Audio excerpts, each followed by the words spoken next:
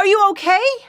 You might know everything about your favorite Pixar characters, every line, every lyric, and every dance move, but what about the voices behind them? Have you ever wondered if the Pixar characters you love the most are actually being voiced by real-life actors? And not just that, but huge celebrities? Well, we're right there with you, and you might be totally surprised to find out who the voices responsible for our animated faves really are. Hey, champ!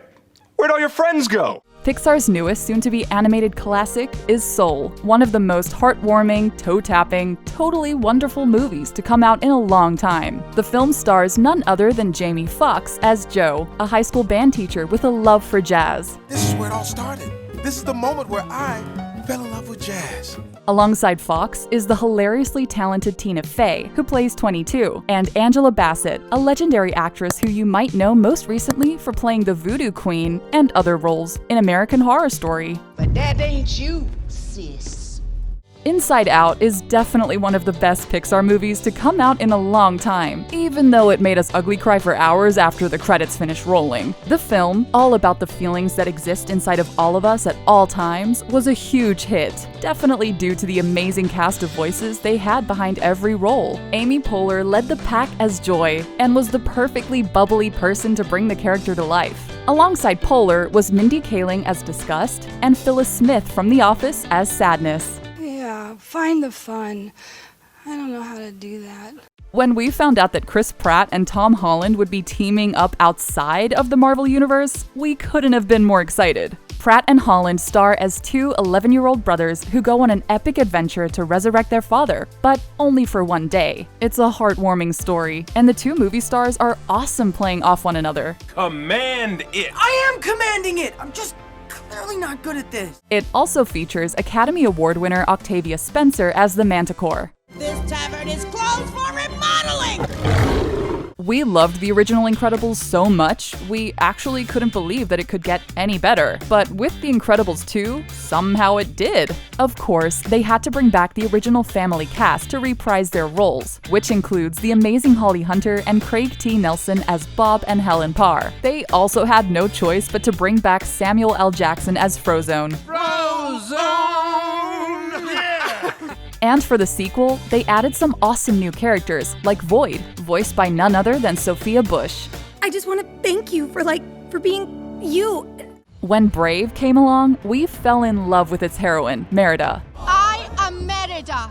Merida was no Disney princess. This Scottish warrior didn't need a prince to do anything for her, and she had the best hair of all of them. Merida was voiced by Scottish actress Kelly MacDonald, who you might recognize as none other than Helena Ravenclaw herself from Harry Potter and the Deathly Hallows Part 2.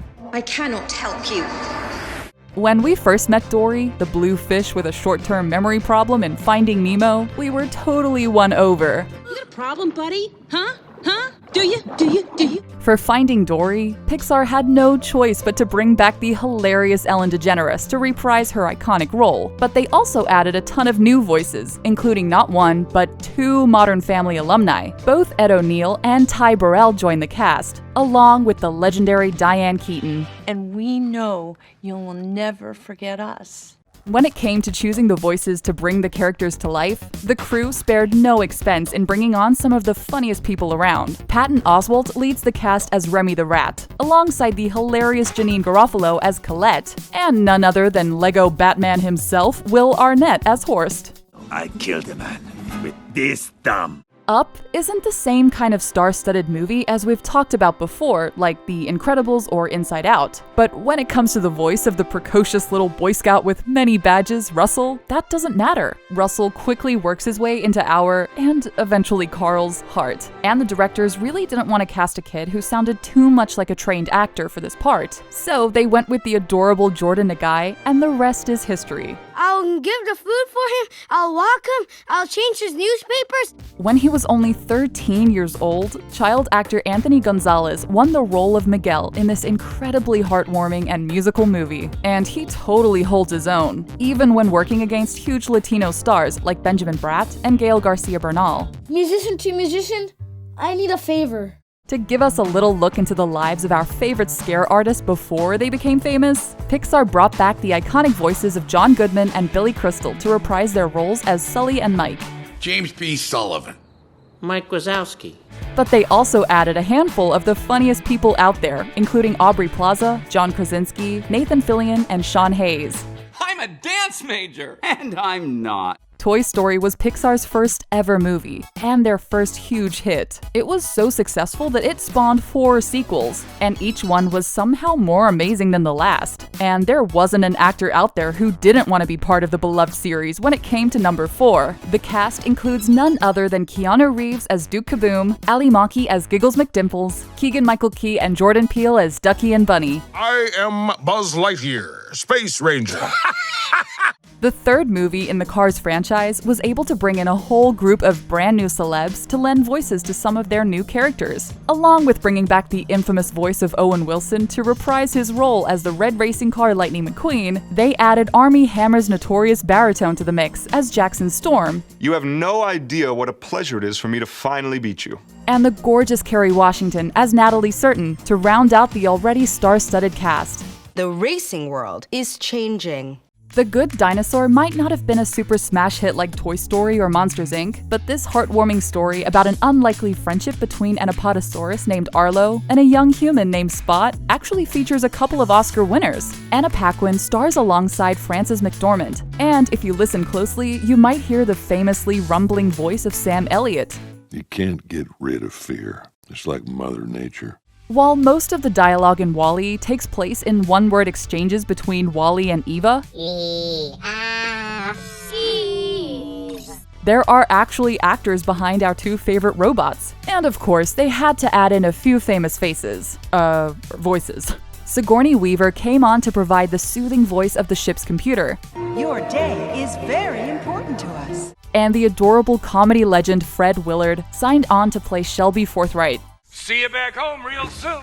Along with Canadian comedy star Dave Foley as Skip, the film featured the talents of Julia Louis-Dreyfus and a very adorable and very young Hayden Panettiere as Princess Dot. But not just that. Making her big screen debut long before she would become a bona fide Disney star, Ashley Tisdale secured a part in A Bug's Life as the lead Blueberry Scout. Read 'em and weep.